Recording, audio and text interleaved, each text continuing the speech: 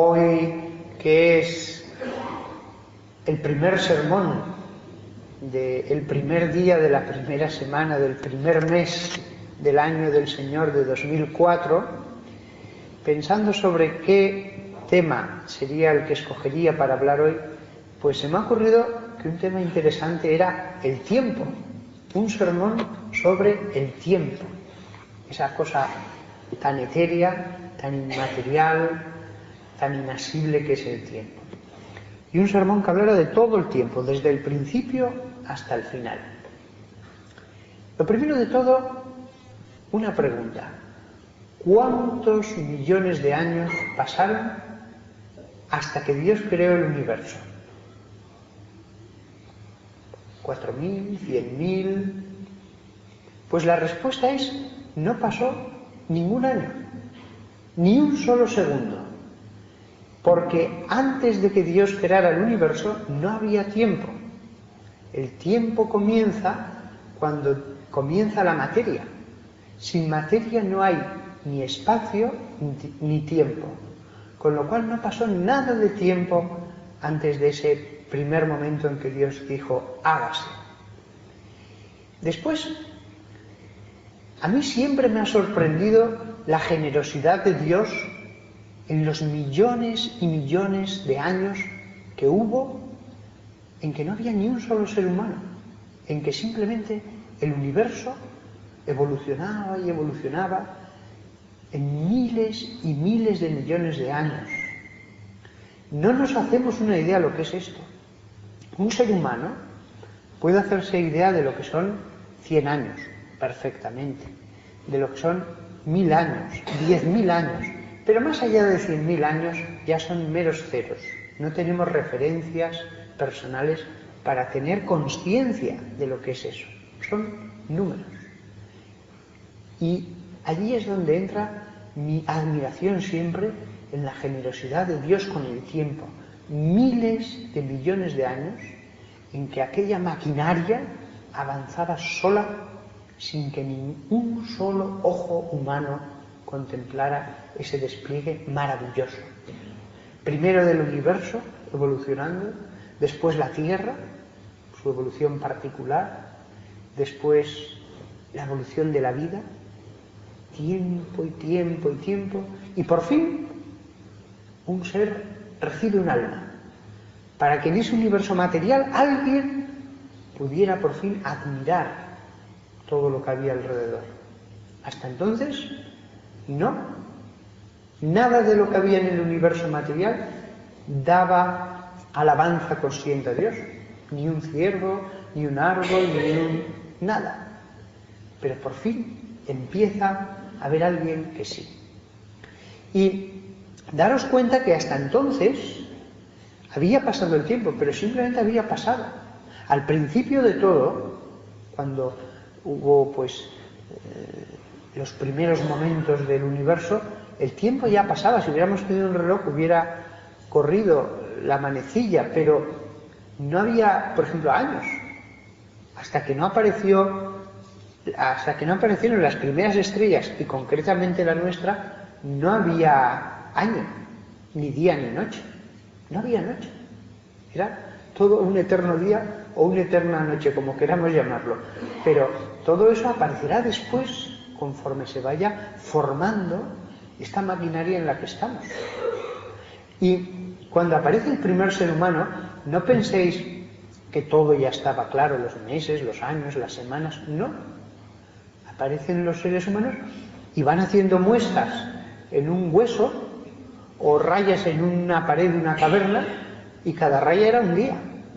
Y decían, fíjate cuántos días han pasado. Pero ni años ni nada, simplemente cuántas rayas. Y después dijeron, pues vuelve el frío. Y vemos que el frío y el calor se suelen repetir cada tantas rayas. Y entonces así apareció la conciencia del año. Pero pasaría mucho más hasta que ellos entendieran lo que se podía eso subdividir en estaciones primero, después en meses, después algún tipo de semana. Para eso pasaría todavía mucho. Cosas que damos ahora completamente por supuestas fueron el resultado de muchísimas generaciones. Y es interesante ver que el año no comenzaba en un momento en concreto. Al principio lo que había era que efectivamente se repetía el ciclo, pero en medio de todas esas rayas que iban haciendo, o muescas en huesos, etcétera, no había un 25 de diciembre, ni un 1 de enero, ni simplemente había rayas. No había un punto de comienzo. Hasta que ya en un momento dado alguien dijo, ¿por qué no comenzamos este ciclo en una raya determinada? Y la comenzaron, y ya poco a poco todo fue avanzando hasta ahora. Es interesante también ver que aquellos hombres primitivos consideraban que el futuro sería la repetición de ese presente ad infinitum, hasta el infinito, para siempre. El futuro sería la repetición del presente una y otra y otra y otra vez. Ellos veían que sembraban, cosechaban, volvían a sembrar, volvían a cosechar, y así una y otra y otra y otra y otra vez. El futuro, el futuro no iba a ser más que la perpetuación del presente. Eso era para ellos el tiempo. El futuro no traía ninguna sorpresa.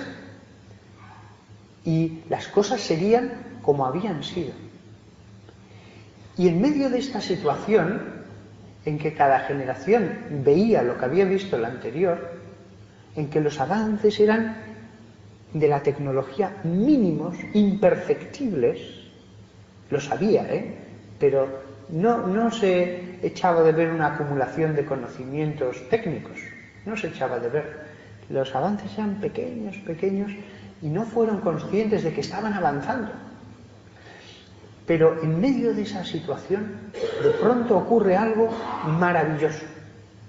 En medio de esa situación en que el tiempo parecía circular, por eso tantas culturas tienen esa idea del tiempo como algo circular, cíclico, que se repite, de pronto ocurre lo que nadie podía haber imaginado. Y es que Dios entra en la historia. Que Dios se revela, escoge a un hombre de aquellos, un hombre que tenía sus ovejas, Abraham, y comienza una historia sagrada. Comienza a formar un pueblo. Y en ese momento la historia ya sigue linealmente. Va hacia un camino. Va hacia la acumulación de unas profecías las cuales dirán una cosa: va a nacer el Mesías. El futuro ya tiende hacia un punto concreto. Y en los últimos siglos antes del nacimiento del Mesías vemos cómo la evolución es ya mucho mayor. Ya comienza a haber ciudades más grandes, ya comienza a haber una acumulación de conocimientos mayores. Y en el momento en que nace el Mesías comienzan los 2000 años de historia de la Iglesia. La aventura maravillosa, verdaderamente algo que uno dice, esto es apasionante, que es la historia del pueblo de Dios en medio de los hombres. Y en esos 2000 años ya la tecnología sí que nos cambiará la vida radicalmente. Pero daos cuenta, 2000 años, incluso si queréis coger los 1000 anteriores, nada, un momento, un instante, no digo ya frente al universo, sino frente a la historia de la humanidad anterior, que había visto cómo todo se repetía y se repetía y se repetía y se repetía. Un instante, es un instante, 2000 años, frente al otro, nada. Y a veces todo esto lo damos por supuesto, nos parece algo tan natural que no nos damos cuenta el instante tan digno de ser agradecido a Dios en el que Él nos ha puesto. Y la historia a partir de Cristo ya tiende a un fin. La historia tiende a ese momento en que Él volverá, el punto omega, el juicio final. La historia acaba en un juicio final en que Dios dará a los hombres según sus obras. Fijaos qué cambio tan grande respecto a lo que vieron nuestros antepasados. Qué visión tan absolutamente distinta de lo que conocieron nuestros ancestros carnales. Ellos nunca conocieron el despliegue de toda esta novela maravillosa que han sido estos 2000 años. Maravillosa. Jamás pudieron ni entrever lejanamente lo que les iba a esperar a sus hijos. Y después, cuando uno muere, sigue habiendo tiempo.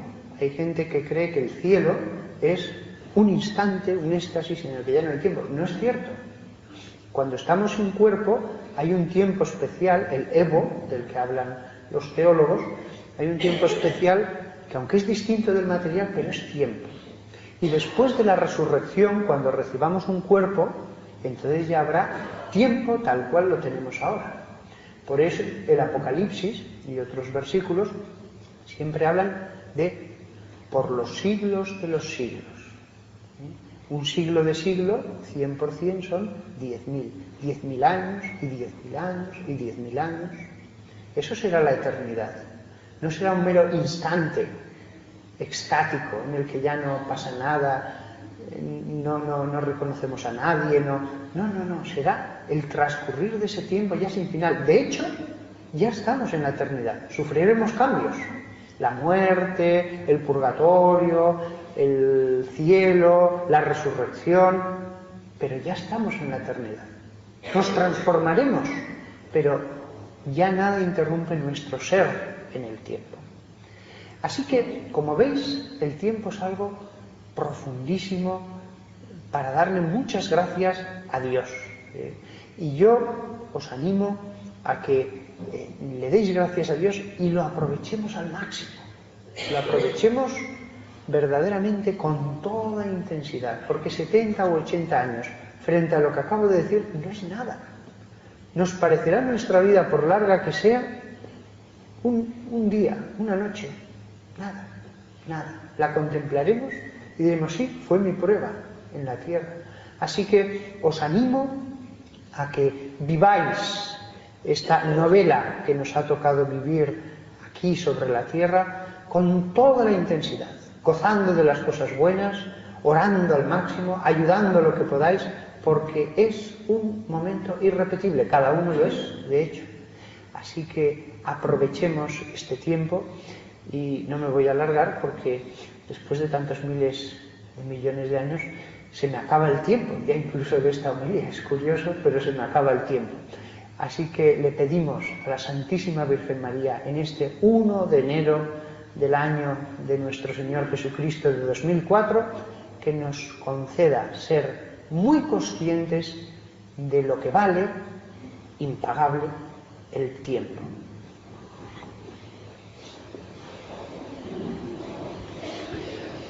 Creo en un solo Dios, Padre Todopoderoso, Creador del cielo y de la tierra,